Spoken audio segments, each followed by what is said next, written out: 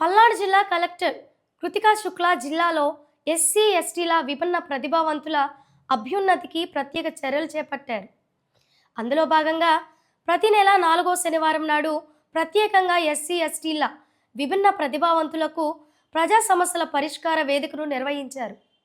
దళిత బహుజన resource centre ఆధ్వర్యంలో స్థానిక పల్నాడు జిల్లా కలెక్టర్ కార్యాలయంలో వేస్ట్ ప్లక్కర్స్ మరియు హెయిర్ ప్లక్కర్స్ మరియు దళిత గిరిజన మహిళలకు జీవనోపాధులు మెరుగుపరచడం కోసం 10 మందికి వివిధ రకాల యూనిట్లు పల్నాడు జిల్లా జాయింట్ కలెక్టర్ సంజనా సింహ చేతుల మీదుగా పంపిణీ చేశారు.